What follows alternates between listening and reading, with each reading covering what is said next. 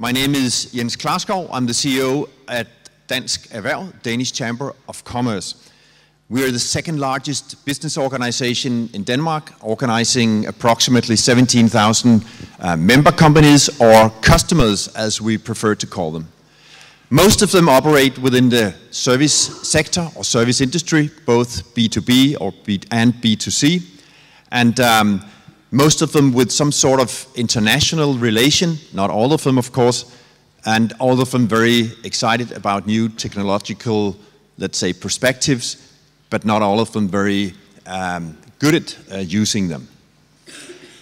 It's a great pleasure to present this morning's program, especially to welcome Jim Hagemann Snabe, who's sitting right in front of me here. Welcome, Jim. I'm sure we'll have an exciting session in the company of Mr. Hagemann, who is known for his views on both leadership and IT, and especially how to make leadership and IT meet to create growth and responsible business strategies. Last year, Jim was, together with his co-CEO, Bill McDermott, ranked number 2 on the Glassdoor.com list of the 50 best CEOs worldwide based on ratings from employees. That's quite an achievement.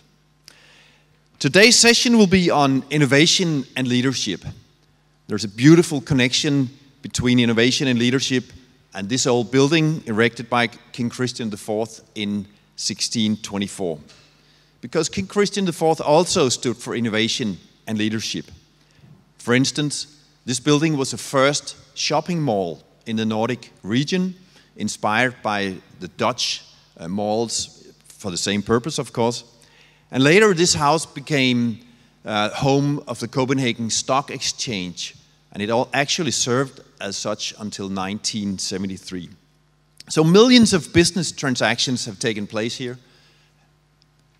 Hundreds of companies are founded here, and new technology met the cruel reality of the market right here. I'm sorry to say a lot of the companies founded here went bankrupt, but I guess that's part of life, even today. So the trade stopped in this building long before the era of the internet, Twitter, Facebook, etc. But I'm sure they had other ways of spreading information and news on innovation. I guess they just used the good old gossip or rumor methods. But anyhow, the challenges were the same. How do we use innovation, and how do we become better business leaders? So, welcome once again to Dansk Erhverv. I hope we have a great session. And before Jim Hagemann Snabe enters the floor, I have to introduce today's moderator. We're lucky to have Christiane Vejlø with us this morning as our moderator. Christiane is a digital trend analyst and electronista. That's an interesting term anyhow. Blogger, media person, and the perfect woman to guide us through this morning. Welcome, everybody. Thank you very much, and good morning, everyone. It's great to be here. Welcome to this very cozy fireside chat with Jim Hagemann Snabe. I was kind of hoping for a fireside, but we'll just pretend there is one. It's a real scoop to have Jim here for Social Media Week Copenhagen. He is one of the top people in the global IT industry, and he is the highest ranked Danish person in the IT industry worldwide. Jim, please join me on stage while I continue to welcome you here. Let's have a seat and then we'll be more comfortable. Please welcome Jim.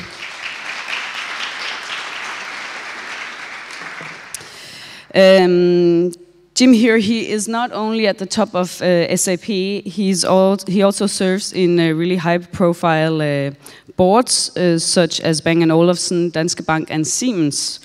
I'm going to be talking to Jim Hagemann Snabe about the importance of social media in large companies and also about the role of the CEO and top management when it comes to social media strategy.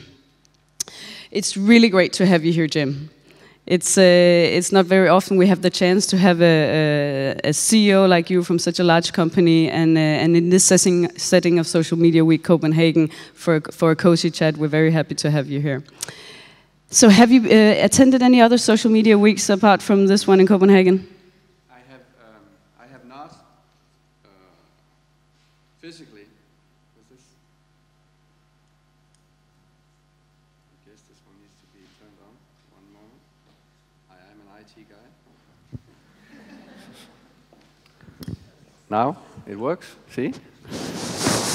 I have not attended physically, and I guess that's because of the nature of my job. I am physically never anywhere. If any place, it's on Lufthansa.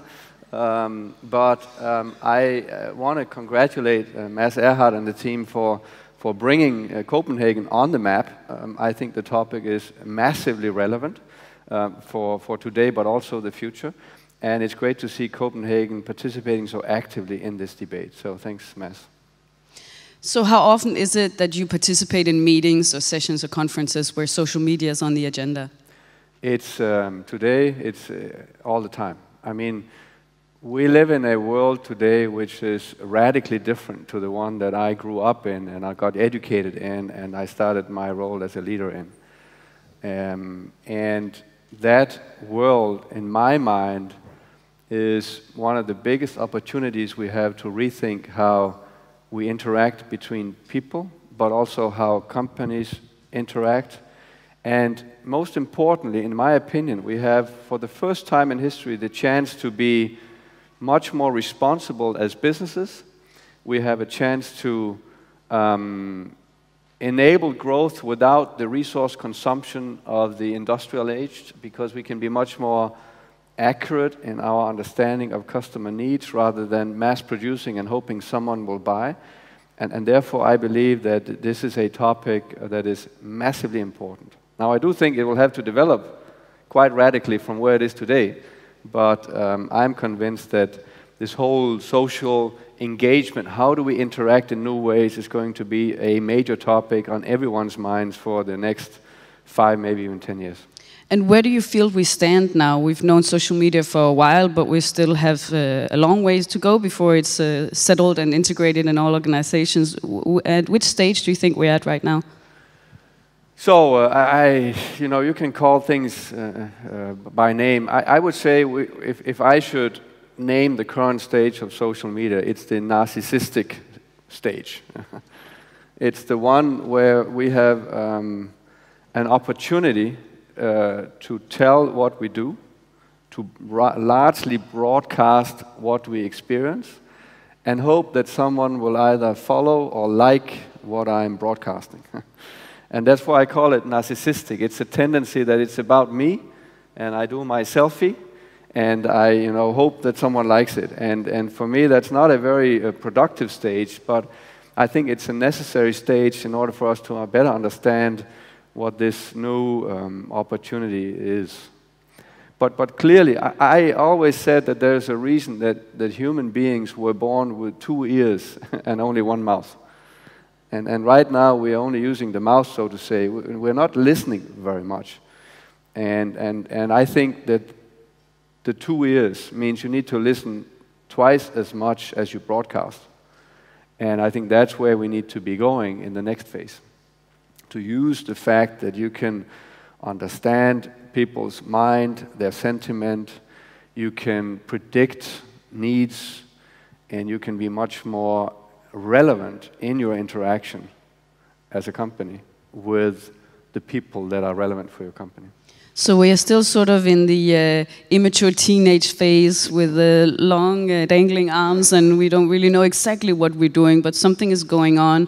Do you think that social media will have, how big an impact, and how do you think social media will affect the way that society actually works, and like how we maintain society, how we develop, have projects that actually do something for humanity? So if we define social media as the opportunity to interact with billions of people around the world instantly, which we never had before. Imagine the fact that we have a device in our pocket which is more powerful than the mainframe computers that we used to build software for in the 70s. And it's connected at high speed and allows us to interact instantly with everyone in the world. For me, that is a radical breakthrough in the opportunity for us to improve the way we do business in this world. I think it will give us 3 fundamental changes. Number 1, we have transparency like never before. What this means is that anyone needs to act in a responsible way because it's transparent what you do. It means that we have an opportunity to make unreasonable actions very transparent and change that instantly. And there is a self-rating system in that world, which I think is enormously powerful. I'm a CEO, but I fundamentally believe that I'm maybe the person in the company that knows the least. And it's the sum of the people in the company that knows the most. So the wisdom of the crowd is significantly higher, and therefore this wisdom is now available and very transparent. Number 2, I think this constantly interacting world is a way for us to have more sustainable business models. I alluded to it earlier. I think that we've gone through the industrial age now over years where we have basically had one model in mind, which is the model of economics of scale, which means the more you produce of a certain item, the less price you get, and thereby you can get scale. And with the globalization happening in parallel, that's basically been the model. We've been adding technology to be more efficient and reduce jobs, and we've been optimizing labor productivity. And I think we are, with the connected world, not going to massively build and distribute and give discounts when people don't buy our products. We're going to revert this value chain, so supply chains become demand chains.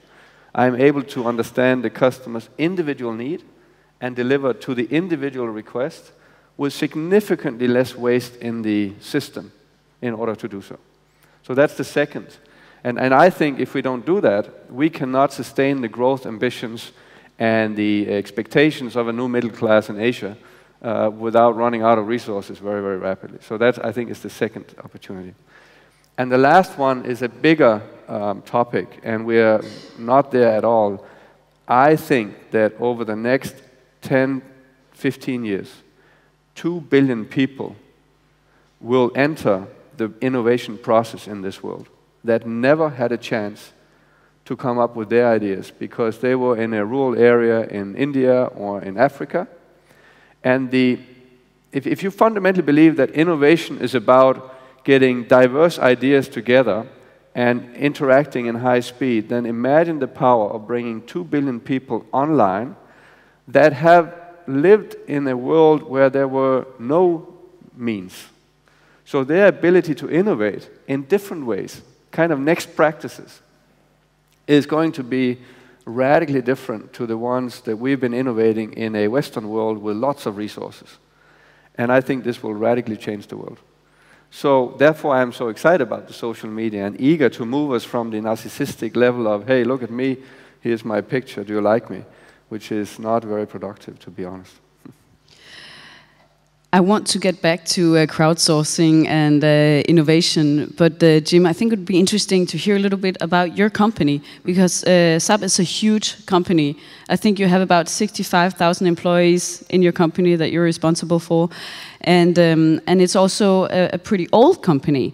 So you have moved from some products and services into a new field. Can you explain a little bit about that journey, what you come from, what's your history, and where are you now? Yes, you're right. We are actually an old company. Now, I'm in the board of Siemens, which is more than 150 years old. So old has always is always relative. Compared to Siemens, we're young. We are 43 years old this year as a company. And in the IT industry, that is like ancient. It's like, older than the building here. And some think of us that way because we were, invented in 72, and we should never forget that we were created by 5 entrepreneurs who had a big vision of how technology could change the world.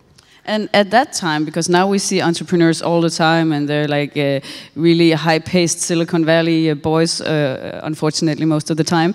But that's the entrepreneur of now. What was the entrepreneur of then? So these were all five were engineers at IBM who had been working on software. So they had specialized on software. These were the days when the hardware was the focus. The mainframe was just getting created. And they actually said there's an opportunity to create real-time information for business to run their business better.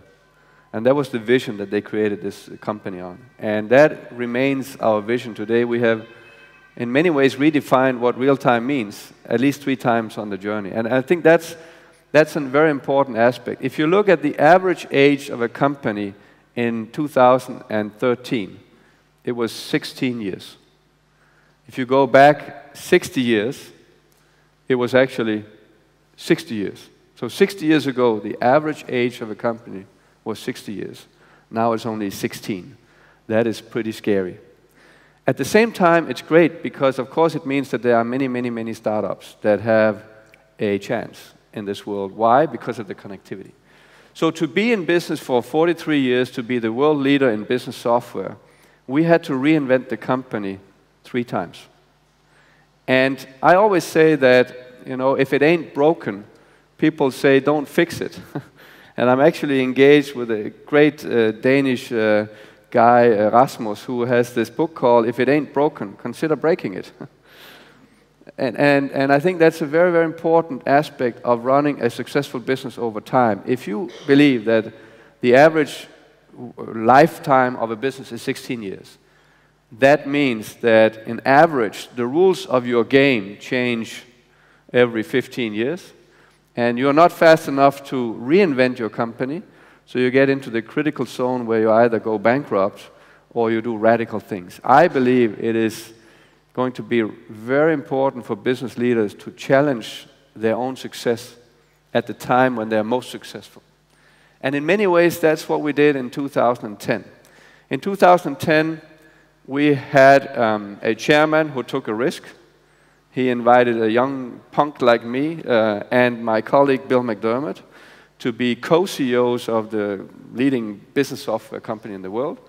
We had a long career in the company, but we had never proven that we could work together, and we had never proven that we could be CEOs. So he took a risk. He was one of the founders who took the risk in the first place. And when we did that, I think when you change management, when you change radically something, you have a door opens of trust, and you have a chance to go through that and challenge your assumptions. And in many ways, that's what we did. We were a company in 2009. We had a bottom line, a margin of 27%. If you look at most companies, that's like a dream. That's impossible. And we were seen as the market leader in ERP, Enterprise Resource Planning Software, which helps companies run more efficiently in 25 different industries all around the world.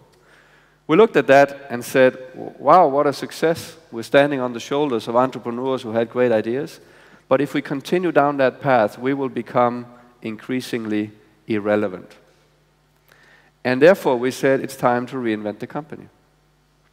And the way we did that was that we tried to picture how will the world look like in 5 years.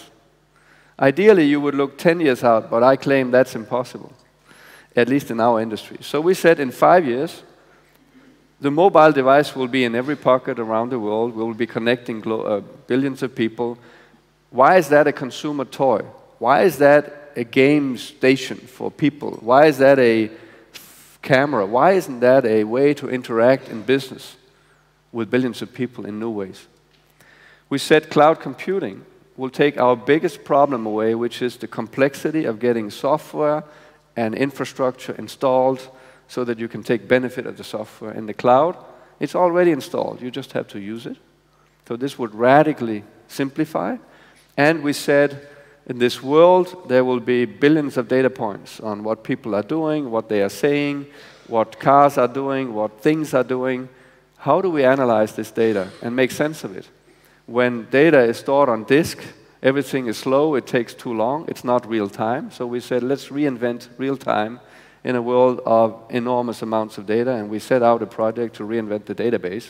And today we have the fastest database in the world, 10,000 times faster than the databases that were available in 2010. So these three efforts were all about getting relevant in the hyper-connected world. It was about not trying to optimize companies within the walls of a company, but start optimizing the world end-to-end, value chains end-to-end, and try and reimagine how people will interact not in private life, which was already on the way with Twitter and Facebook, but in business life, because there is a need for a radical reinvention of how we work in business. And with that, we created a vision that we would be able to make the world run better and improve people's lives with our software. We set a very ambitious, audacious goal for our developers that we would reach 1 billion people with our software. And at the time, we were 38 years old, we had 38 million users. And I said, in 5 years, we want to reach 1 billion people. And that inspires developers, because there's nothing more inspiring as a developer to get many users for what you have created. And we said we will double the company over 5 years. And that's what we've been on now for 4 years in a row. We are now 4 years, we've been delivering a double-digit growth every year. We've been redefining the company, and our biggest challenge is that people still believe we are the ERP company of the world. We are, but nowadays we are so much more. When you're telling us this, I can't help thinking that it sounds all very innovative, and you wanna break what's not broken, and move forward in regards to all the new things that are happening. But it is a very big company, and it is a very old company. Yeah. What kind of obstacles have you encountered? There must be some part of the culture that could also be opposed of this line of thinking. There's no doubt that the biggest inhibitor for change is success and size. And we had both. In 2010, we were 40,000 employees. And it's very hard to argue against success. So what most companies do in our industry is that they argue against, or they don't argue against success. They believe they have a path for success because historically it was successful. And they basically continuously improve the current pattern. And that leads to companies like Kodak, who actually invented the digital picture, yet it destroyed themselves because they were not willing to change their business model. And there are many, many examples. Nokia, maybe from Europe, the leader in business, in mobility, and yet very challenged by radical change of the market. And so, how do you overcome that? Most radical change, at least in our industry, happened when companies had no other choice. We all value Apple. I am a big Apple fan. But we shouldn't forget that when they were changing, it was because the alternative was bankruptcy. They had a pretty disastrous situation. The same is true for IBM. In the early 90s, IBM posted the biggest loss in corporate history. And they fired 200,000 people. 200,000, half of the company. And then they reinvented themselves. So the question is, as a leader, how can you make change, which is not about you don't have another choice?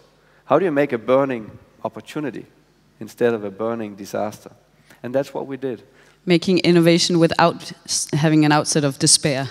Yes, you have to challenge yourself, and I believe what we did, and I think that is going to be important in the future, is I always say leadership is about dreams and details. I believe that you have to, as a leader, dream the next dream early enough. And the dream has to be so compelling that people are saying, I would love to be at that place. And so when we talked about making the world run better and improving people's lives, and we talked about reaching 1 billion people, and we talked about doubling the company, we've hired more than 20,000 people since 2010. People got excited. It was a positive burning platform, not a negative burning platform. So that is, I think, one way. But the other part of it, I think, is details. And so leadership is about dreams and details. Details in the sense that there's probably 5 things that you have to get right. And if you as a CEO believe you can run the company in the corner office based on the monthly report, you're completely wrong. You have to go out and be obsessed with the 3 or 5 things that would be critical to the change. In our case, one of them was that we were really slow in innovation. So here's a company that has success historically, has a great margin, a great business model, and we are 14.7 months in average in our time to market. So when we start a development project of a new piece of software or the next version of a software, until we're in the market with the first customer using it, was 14.7 months. I looked at that, and I looked at competition. These were cloud companies, much smaller than we were, and they were like 6 months, 3 months. And if that is true, then you will always be too late and therefore get irrelevant, no matter what strategy you have. So this was the one thing that we had to change radically. One of the 5 was, how do we change the way we build software? We did it very traditionally. We have 20,000 software engineers on 72 locations around the world. And how do you get speed in so many people's way of working? And we had to basically let them loose, let go, and let them innovate at higher speed and iterations rather than in a very well-programmed model. So the big subject here in this week is social media. And if you look at a large consumer brand such as Coca-Cola, or you look at a smaller, like an indie game developer, it's very easy to see how they can benefit from the exposure and the dialogue on social media. But if we look at something like SAP, which has and excuse me for saying this, but not traditionally very sexy products. Yeah, you need to look at the new one. But that might be sort of the view from the outside. That is sort of very hardcore software company. Boring. That is a little bit boring. You said it. But so how does social media work for you, for SAP as a company? How can you actually create dialogue and create interest with social media? So I believe that social media for us is important in 2 aspects. Number 1, how do we interact with our customers? And number 2, how do we help our customers leverage social media to interact with their constituents or customers? If you take the first example, we actually had a very successful social media interaction before the term social media was invented. So we didn't know that we had it. We had invented back in the early 2000s, so 2004 to 6, SDN, which is the SAP network, where we connect people that are using SAP. We have more than 2 million unique visitors every month. They post hundreds of thousands of questions on this. Back in 2006, I still remember 100,000 questions a month. And 98.5% of those questions were answered, not by SAP employees, but by the other people on that same platform. And so there was this wisdom of the crowd again. The users of SAP around the world would be interacting on best ways to use SAP. And we figured out, wow, what an opportunity. Now, since then, the brand was then developed, and we have seen Facebook and Twitter and all the other applications, which is going more in the private side of how do I interact with people. And of course, we're taking up that opportunity. Our biggest challenge is probably the transformation of our brand from being a boring ERP company that believe that our customer is a company to an interaction software between people and companies, and our customer is a user. It's a person. And that transformation, we're trying to use social media to do. And we use that in very different ways to try and influence the way people look at SAP, but also showcase our software and how it can help change our company to the better. So that's the first category. A very big part of our success in the future will be, if we want to reach 1 billion people, that we have a viral joy of using SAP software between users, and that's not where we are today. Then secondly, of course, we are building software to help companies leverage social media. I believe that you will have, so a couple of examples. We have a social media analytics tool that allows you to basically get a feeling for the sentiments around your products and with that take action. We had a very interesting interaction with one of the large automotive companies in Germany. They were visiting our headquarters. I'm sponsoring this relationship, so I was in the room, and I had asked my team to prepare a social sentiment analytics on their introduction of their latest model. So when you say social sentiment, it's really all about how the customers feeling about the brand and the products. Yes. So this company had launched a new car, a new type. They had been launching it in various different countries, and they had first launched it, theoretically and showed it, and then they released it, and then it was tested. So there were like 6 events of significant importance for the success of the car. And we took our analytics on this new super fast database and basically did the sentiment analysis on Twitter to understand how is the reaction of the market. And we were able to show them that this product was successful among women between 30 and 45 in the UK. Competition was much more successful among men in Germany. And we could show by event how the sentiment changed. And the interesting part of that meeting was that this was the senior management of a company, had never known this information. They were sitting there, and before we knew it, they took over the meeting and started discussing what to do with the brand in Germany. and so we could leave the room because they suddenly had a management meeting based on the facts that we were presenting them. I think this is where I'm saying you have to listen, not just speak. And here we really are back to real time again, with a tool like that where you can analyze what's going on right now, and you can actually change your campaign, or you can put in some kind of information or spread to sort of adjust the emotions of people. You can instantly, because this is real-time based, you can actually see immediately what's going on, and then you can start adjusting. You see if the adjustment works. Normally, you would not do that. You would do the advertising in a newspaper.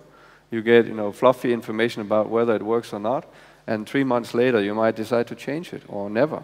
Here, you know exactly what's going on in minds. I believe that with this kind of tool, you can start forecasting demand for product. We actually did a few experiments. We did a Twitter sentiment analysis in real time at the US election. There are 3 TV shows that really matter in that election. And we did a real-time sentiment analysis. And the sentiment analysis is able to see also ironic comments like, oh, he's really great, huh? So is it actually looking at words to sort of attach a plus or minus value to a word? But it's more than word. It actually looks at whole sentences. So if someone is saying, no, he's really smart today, huh? It will come in the negative sentiment, because that is the sentiment. And with that, we were able to, with very high degree of likelihood, predict the outcome. We did the same thing on Hollywood movies. We can, with 96% in most cases, predict the revenue of a Hollywood movie a week before it's launched based on Twitter sentiment analysis. Imagine what that does to a business who is launching a new product and who don't exactly know how to scale the manufacturing or the distribution of this product. If you do too much, you will have an enormous binding in capital and warehousing problem. And if you do too little, you just blew the biggest opportunity of your company to sell products that were in demand. So how do you get that right? Well, it's certainly not from the quarterly report from last quarter. It is going to be through the sentiment analysis on what's going on in people's mind, and we have a unique opportunity to do that today. It's very exciting. It's very exciting. So Jim, you're at the very top of this organization. You're the CEO. So if we look at the CEO level, what kind of role does the CEO play? How do you think that should the CEO really have their hands on the social media strategy, or is it something that they should say it's in marketing, it's in PR, it's in sales? Where do you see it placed in an organization, and what is the role of the CEO? So I think that has a number of aspects. So first of all, if you look at my social engagement, it's very low. I have a Twitter account. I never tweet. Last July was the last time. Yes, so I never tweet. Because I don't have a need to broadcast. I broadcast enough, you know. And I would much rather have 67,000 people broadcast than me. I have a Facebook account, which I use only for close friends. And more like a diary on what am I doing. So in 10 years, I can still remember. So am I a good example? Probably not. At least not outside. Inside the company is a different thing. Of course, there I need to broadcast, but again, with the respect that I have 2 ears, so I need to listen more than I broadcast. We use, of course, the social media opportunity a lot as a company. We use our own tools. And one of the big inventions that we've done, actually through an acquisition, was a product called SAP Jam. It's based on the idea that the interaction between people in business is largely broken.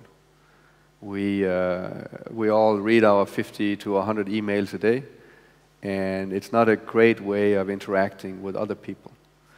And so we took this idea to say, what if we could create a virtual meeting room? And you have multiple meeting rooms, which are basically topics or projects where you bring in the relevant people, and they're able to work together without sitting in the same physical office. And with that, interact. I believe that the inhibitor in business is that you don't know what the other team members are doing. So there will be walls in this room where you can see what everyone is doing all the time. And you can have opinions, you can make analytics happen, you can interact with your team. So when we acquire a company, for instance, we use Jam.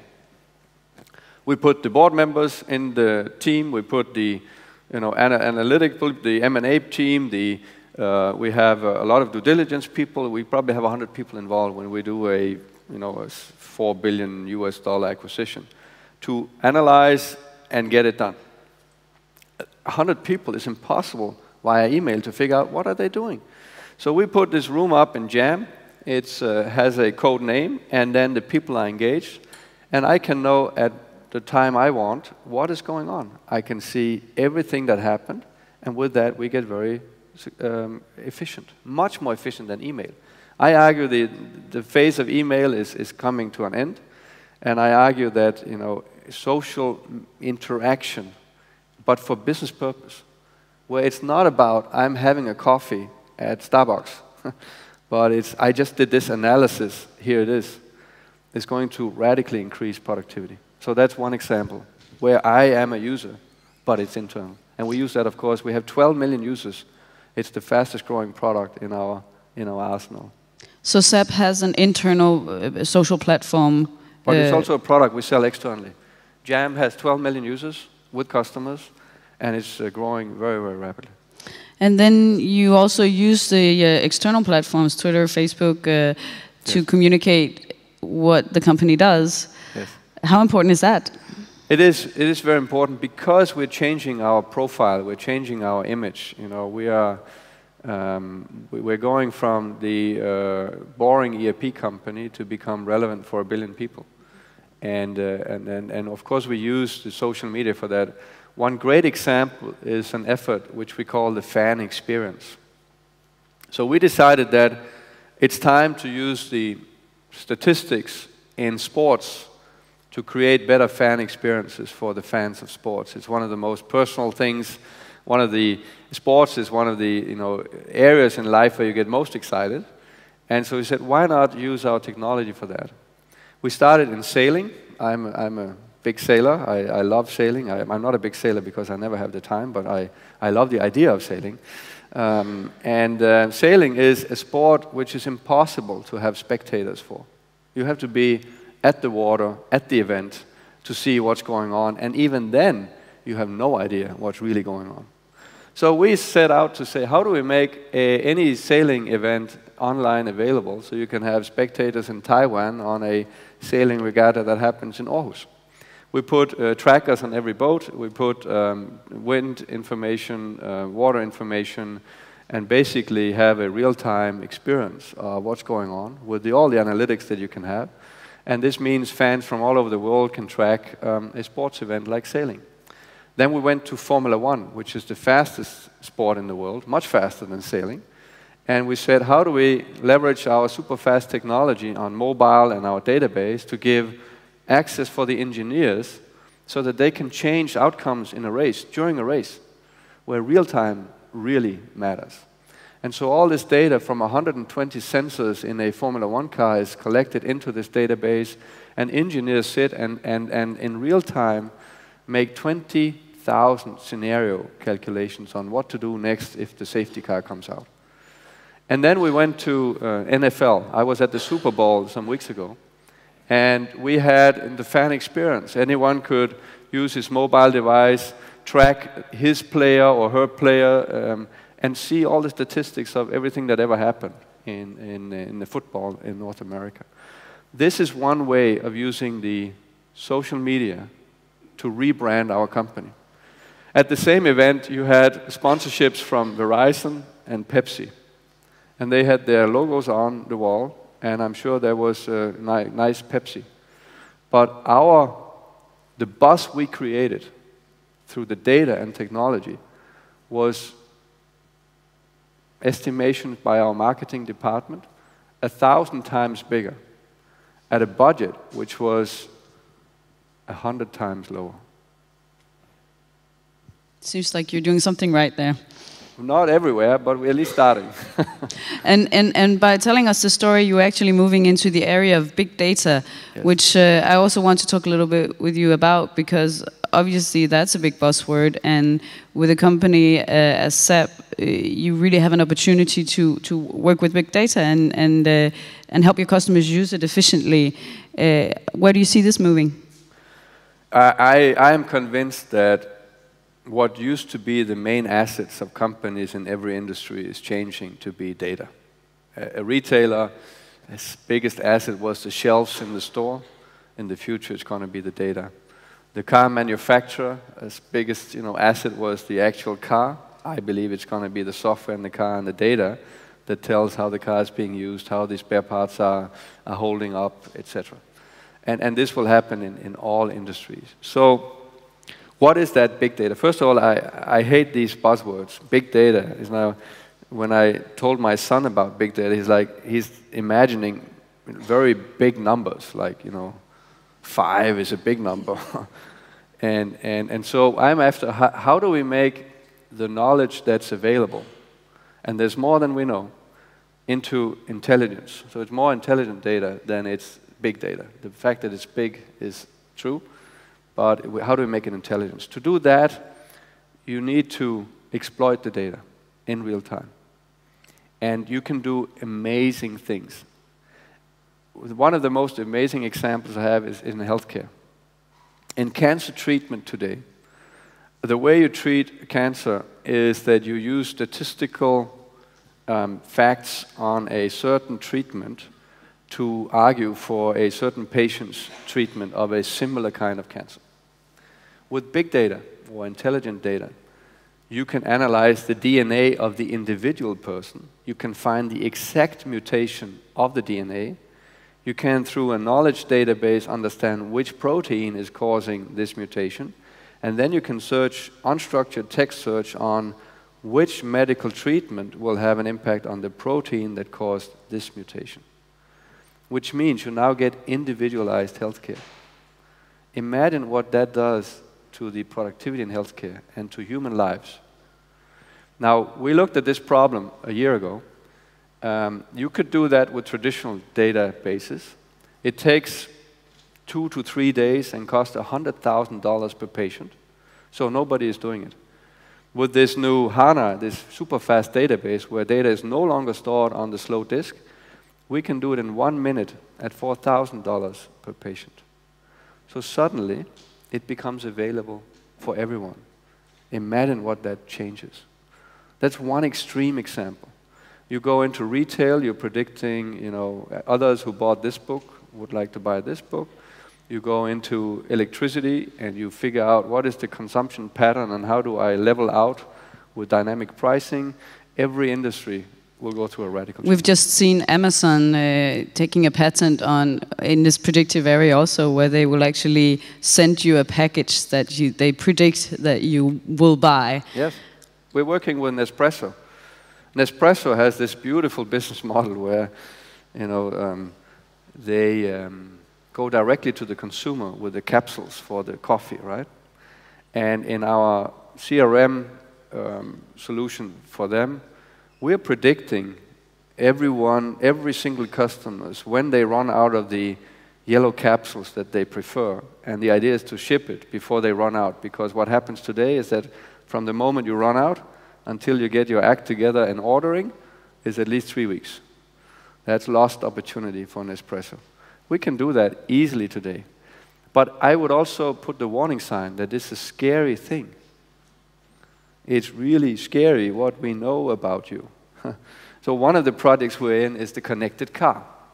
So I'm the lucky owner of a Tesla, and it's always connected. We're jealous. Yes, it's a very nice car, and it's always connected. So with a connected car, you can create 3 new business models that we never had before. Number one, as a driver, I can get a complete new experience.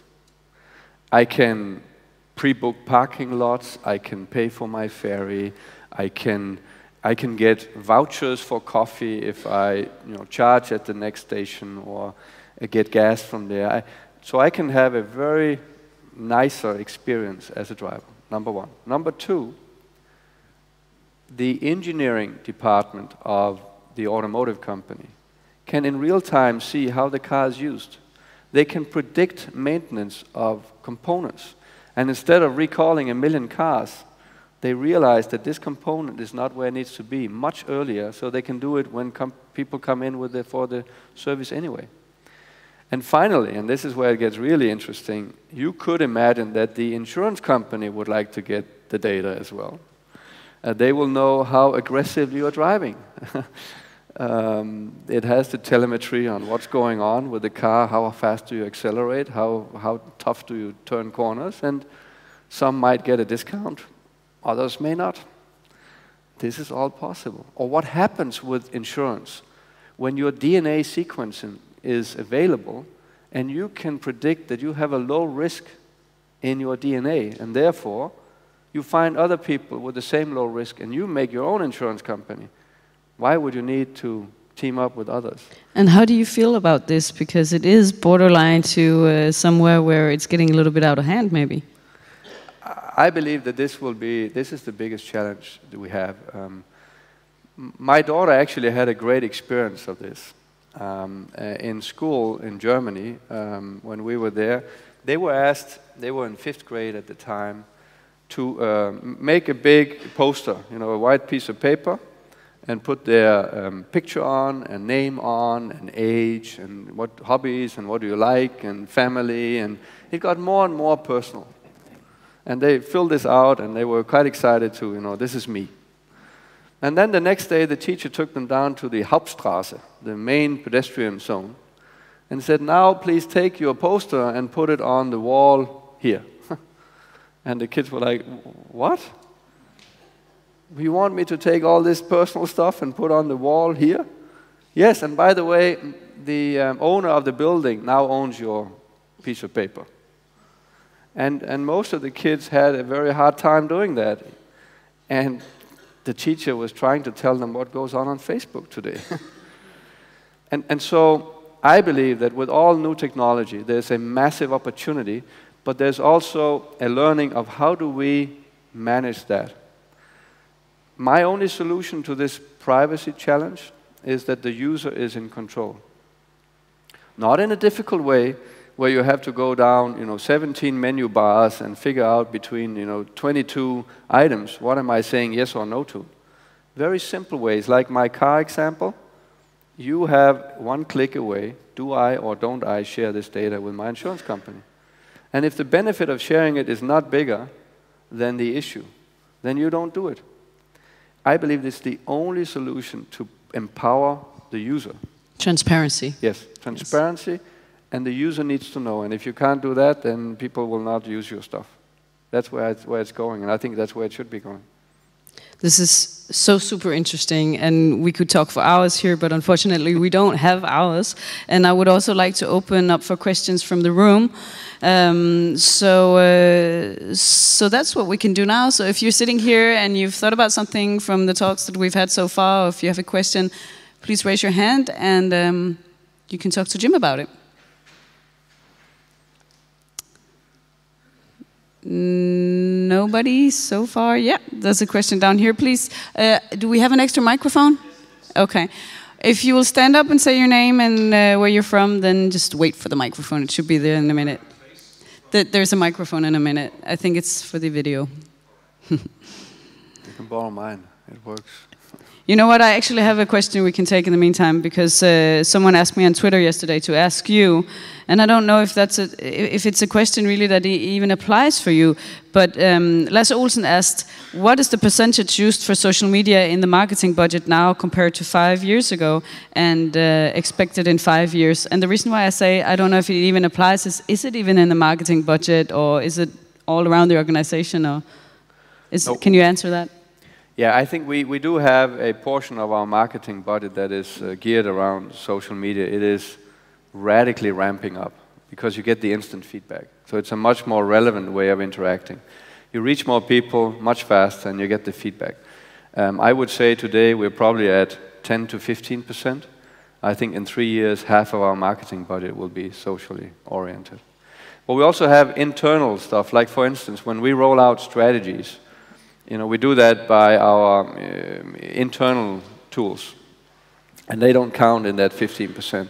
So I will do a video with a whiteboard telling, where we're going, and then I get engagement from 11,000 employees who say, hey, what about this? And then we get it better. But that's not part of the marketing. That's an internal cost.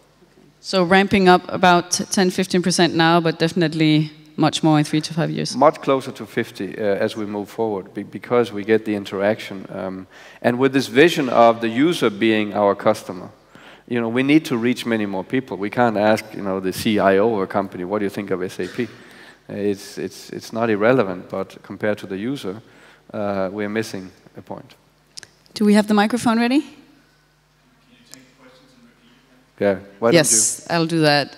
Go ahead. Please stand up and state your name, and then I'll repeat your question. My name is Claes from Copenhagen. I was thinking about the social software you implemented in SAP, Jam, as you call it. Yes.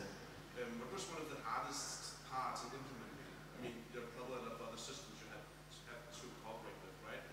So I know it's a big question, but maybe you had some key points and one of the hardest points. So the question is, what was the hardest part when you had to implement your internal social platform, Jam? It was actually to get it simple enough. We have a culture where we think that one more feature is better. And I tell you, it's not. And so here we really had to rethink that assumption. I believe that Apple has taught us that one less feature is better if you have the relevant feature. And this was the biggest challenge in developing this product. Number two, we actually had 2 competing products. And when you have that, teams try and show why theirs is better. And so we had to simply merge the 2 teams and say, guys, I don't care which ones is better. You now have one team, one mission, get it done. And then how do you get it successful is really through usage. So we let this loose, And we monitored how many are using it and what are they using it for. And at that phase, my active usage was a very important part of that. So for instance, there was a group in JAM which was about user experience of software. It's a very, very important theme if we want to be relevant in the next generation usage of software. And I signed up for that team. And immediately, like 7 minutes later, everyone using JAM in the company knew that I had signed up for that team. Because, you know, the communication on that same social platform was, look, Jim signed up for this. And I could comment, yes, I did, because it's massively important. And so then people heard about this, and then you got this accelerated use. Once you're there, it's a gravity game. The more users come, the more users will come. So you actually get more and more and more. And then we released it externally, and we had an enormous growth. Because companies are using email today, and it's largely unproductive. But those were the two. Simplify, so make it super relevant and one click away. And in our case, we had to merge two technologies. Thank you. We have a question down here. My name is Lisa from Copenhagen Business School. Did the number of email decrease in your company, or has it? So the question is if the number of emails have decreased since you've been using the social platform. I like honesty, and I have to say no.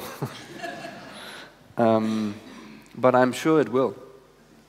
But we haven't seen that effect yet. If I look at the interaction on the social media platform, it's exploding. And the fact that the whole managing board is using it also sends a strong signal. But you know, we still have the stupid, you know, cover your ass and copy the CEO mails going on, and then they will have to stop.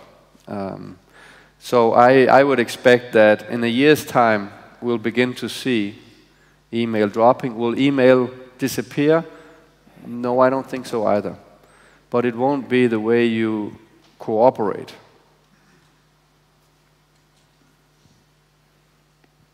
All the way in the back, there's a question.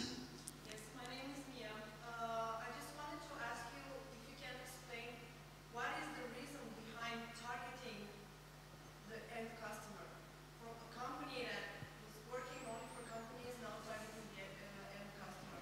And if that can apply, or if others should open the eyes towards the end customer. So the question is, what is the reason that you're targeting end customers when your customers are actually businesses? It's a great question, and I think many businesses could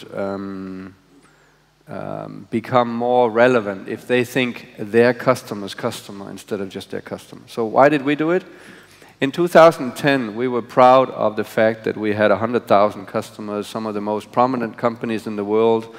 Probably 80 to 90% of, you know, Fortune 1000 use SAP. And we looked into the statistics, and we found that while they were SAP customers as a company, only 30% of the employees in the company was using the software. And the rest of them didn't have this very advanced need, but they had a need for information. And many of them were always on the road. So when we decided to go after a new definition of our customer, not to be a company, and we could tick off, you know, Colgate runs SAP, or Porsche runs SAP, or Pepsi and Coca-Cola and Apple, and we said, no, it's the user. It was with the intent to get more users, and with that more revenue. And we redefined our market in two ways. We said the customer is no longer the company. The problem with Fortune 1000 is that there is only 1,000. And so we had to, if we wanted to grow, we had to rethink that model and say, well, if it's not the company, it's the employees of the company, which would give us 3 times more users just by redefining that, and thereby more revenue. And then we said, well, what if it's not the employees of a company? What if it's their customers? So for instance, when you do a 99-cent download on iTunes, there's an SAP system behind that. Nobody knows that, but that's the truth. And with that, again, it was about redefining your market to have a much bigger opportunity. So we looked at the industries we're in, and most of them are actually consumers as users. Retail, utilities, telecom, automotive, or even public sector. And I asked the question, why wouldn't we have 5 million users in Denmark when there's 5 million citizens who need better services from public sector? So it was really a way to redefine our market. We thought we had a high market share, and suddenly we had a low market share, and there was huge opportunities for growth. And I would argue, in summary, that if companies that have to do with business redefine their market to be the customer of their customer, they will have significant increased value and growth opportunity. Yes, there's a question here in the back. Yes, please stand up. I just wanted, you said earlier that you feel that social media is still at a narcissistic stage. Yes. Which I tend to disagree with a little bit. You mentioned yourself that social media is seeping into the businesses. And you said you use SAP Jam yourself. Yes. And we see technologies like Audio and like Gamma. And then you have Salesforce as this ERP provider who's seeing social media and cloud-based social media as like the whole platform for their, like that's their place in the marketplace. That's how they're selling their ERP products. Yes. When you are developing new products, are you thinking social collaboration into the new product you're developing and the new strategy? How is your strategy when developing new products and you have like social take on it? So the question is, when you develop new products in SAP, are you thinking about the social collaborations and how the product will apply that also? Yeah, so I talked about Jam, which is similar to what Salesforce has, just much more users than Salesforce. I think that's the first generation of thinking social into business software, because it's, in that situation, a separate category. I believe that the next generation is really social inside the business software. Because what is it you're trying to do with business software? You're trying to make people more productive. And most of the productivity of people is about how do I interact with other people to make better business. And so when we design new products, for instance, all our assets in the cloud, and we have 35 million users in the cloud, which is 4 times more users in the business world than any other player, including Salesforce. We are designing it based on 2 main principles as design points. Number 1, mobile first, and number 2, social first. So it's being embedded inside the product. One example is sales. Salespeople don't spend their time in the office, hopefully, and they don't spend their time updating the pipeline, which was the old CRM software of the world. Salespeople are on the road, and they're basically trying to interact with other people, either from the customer that they're selling to, or from other colleagues and partners who can help them win the deal that they are looking at.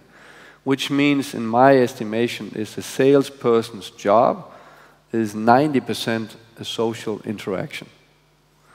And that's how we defined our next generation CRM tool. So it becomes built inside, and it needs to be contextual as well. It can't be a generic, Jam or any other product. It has to be inside. You need to know what this kind of user needs in terms of social opportunities to be more productive. So that's how we build it. Every single product, mobile first and social first. Very different to the old SAP. Mobile and social. Any more questions from the room? There was one more? Oh, yes, in the corner. Just one question. You have business, or you're doing business all over the world. So can you tell us about the use of social media in a commercial way in Europe compared to North America and Asia? The question is, tell us a little bit about the use of social media in a commercial way in the different parts of the world. Yeah, it's very, very different. I think in general the maturity is much, much higher in North America. It is, you cannot have a marketing strategy or any strategy for that matter without having a social media element in your strategy. Everything is cloud-based and at high speed. In Europe, we're a little bit more hesitating. We have, one reason for that is that we have 22 different data protection laws in Europe. Which means it's really hard for anyone that's not our size to manage the complexity of Europe and even offer tools. We are big enough to do it, and I'm working with Nelly Cruz in the EU Commission to try and harmonize the rules in Europe so that we only have one set of rules to apply. Secondly, we also have, I think, maybe a little bit more hesitant culture than the Americans, who kind of go in one direction and then go in another one more rapidly. In Asia, you have to differ Asia from China. In China, this is exploding, but it's all local players. And I would be surprised if the Chinese players do not seek international success soon and will massively challenge the way we look at this in the future. There's a whole government-focused plan on how to use, let's say, the electronic interactions as a way to reach 1 billion people. You can't do it without. 850 million subscribers now on the mobile devices. You have an enormous growth in China. The rest of Asia, cloud is still a term mainly used for weather conditions. But it will now come, and it's about creating enough reliable infrastructure. But for me, the breakthrough for social was the mobile. I did not go on Facebook in the PC world. I do it 17 times a day on the mobile world because it's always there in my pocket. And that's why these geographies will catch up and even overtake. Matt?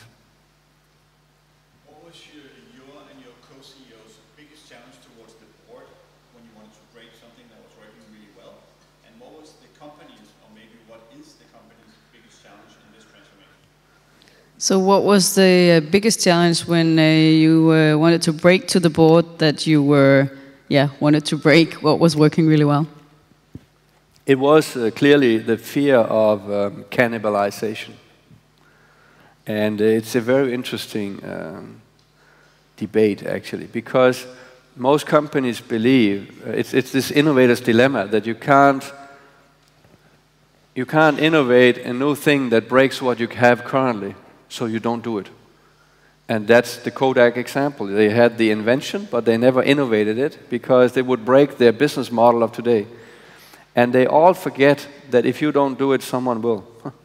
And that was the biggest and hardest problem. The cannibalization conversation in the board was a very long conversation. Look at the margins, and and you're projecting the past into the future. And I'm like, forget about it.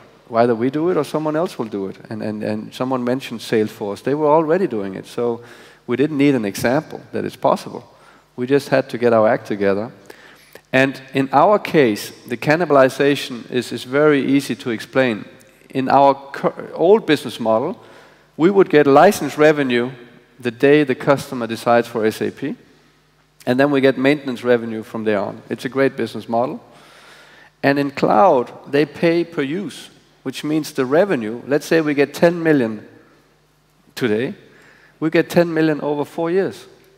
So no real money today, no real money tomorrow, but if you add it all up over, if you look at that from a mathematical profit and loss statement point of view, what happens is a radical reduction of revenue, a disastrous impact on margins, because you postpone all the revenue, but you get more costs in running all these infrastructures.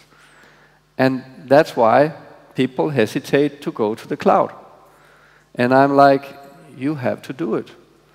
And there's two reasons for that. I mentioned one, if you don't do it, someone else will. And number two, it is actually a more attractive business model if you can retain the customer longer than 4 years. The amount of money you get is bigger, not smaller, but you have a short-term problem. And that was the longest conversation we had. But now we made it. We are now €1 billion run rate in the cloud. And we basically announced on the 10th of January this year, SAP, the cloud company, everything in the cloud. It's a gutsy move, but it's definitely the right move. I think that's a great quote to end on, gutsy move. Jim, we're going to finish off here, but before I let you go, I know that you're going to be stopping as CEO with SAP, and you're going to be spending more time in Denmark. Tell us just a little bit about what's in store for you in the future. Yeah, well, in many ways I've been having an enormous opportunity to work with technology and digitization and innovation in an industry that moves at an extreme high pace. And I can only thank SAP for that opportunity.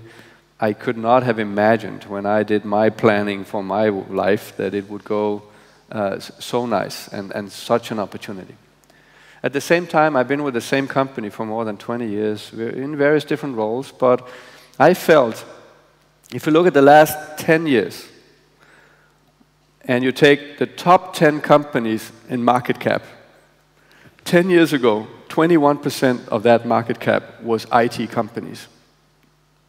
Last year, 42% of that value was IT companies. So what does that mean? It means that the digitization is happening in a way where the IT companies get the benefit. I think we are now at a stage right now where every company in every industry will become also a technology company. And therefore, my mission in my next phase will be, how do I help bring the digitization to normal businesses, like Bang & Olufsen, who needs to digitize everything they do, like Danske Bank, where we have these debates in the newspapers, why are they closing down the branches? And I'm like, we could open 1 million branches tomorrow. And will come to your home. You don't even have to take your car and drive to the bank. They will come into your home on your screen. You can have a great interaction, probably even better. And the same with Siemens. Siemens is this very large company. They have 5 times the revenue of SAP. Yet our market cap is the same size, $100 billion. So how do you enable the windmills, the fast trains, the electricity, the smart cities with the opportunity of digitization so that we can have a more sustainable world? That's my mission. Thank you so much for joining us today, Jim Hagemann Snabe. Please give Jim a warm hand. Thank you. Thank you.